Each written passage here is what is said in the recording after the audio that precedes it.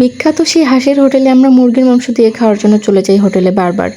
বাড়িতে একটু ভালো কিছু রান্না না হলে মনে হয় যে চলে যাই এক্ষুনি, কিন্তু আমার হাজব্যান্ড বাইরে থাকে বিধায় সময় মতো যাওয়া হয় না। আজকে গিয়েছিলাম, আজকে বাড়িতেই ছিল।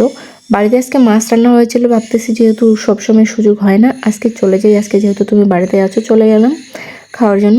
এই হোটেলটা কিন্তু হাঁসের জন্য প্রচুর বিখ্যাত। এই যে যত লোকজন বেশিরভাগই প্রায় হাঁসের মাংস দিয়ে ভাত খাওয়ার জন্য আসে এখানে। হাঁসের বিখ্যাত হোটেলে কিন্তু মুরগিটাও আমার কাছে বিখ্যাত মনে হয়। আরও অনেক অনেক দামি রেস্টুরেন্ট আছে, সেগুলোর থেকে এখানকার স্বাদ অনেকটাই দ্বিগুণ আমার কাছে মনে হয়। এর জন্য এখানে খাওয়ার পর থেকে আর অন্য কোথাও যাই না। মুরগি খেতে ইচ্ছা হলে এখানেই চলে আসি। তবে এখানে শুধুমাত্র ভাতের আইটেম ছাড়া নাস্তার কোনো আইটেম আমি দেখতে, শুধুমাত্র দুপুরে লাঞ্চের জন্য আপনারা এখানে আসতে পারেন। হাঁস, মুরগি কিংবা খাসির মাংস যেটাই চান না কেন।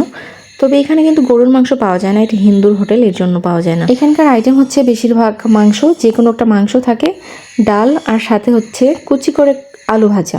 এই আলু ভাজাটা থাকবেই, আর হচ্ছে একটা তেঁতুলের চাটনি, সালাড, এগুলোই। এইখানে খাওয়ার পর আপনারা ভাববেন আর কোনো আফসোস নেই, পেটের মধ্যে ক্ষুধা আছে, এটা কখনোই থাকবে না। ক্ষুধা নিবারণের জন্য শুধুমাত্র এই হোটেলটাই আমার জন্য বিখ্যাত। তো যাই হয়ে যাক, অনেক কথা বললাম। এদিকে আমার হাজব্যান্ডও খাচ্ছে।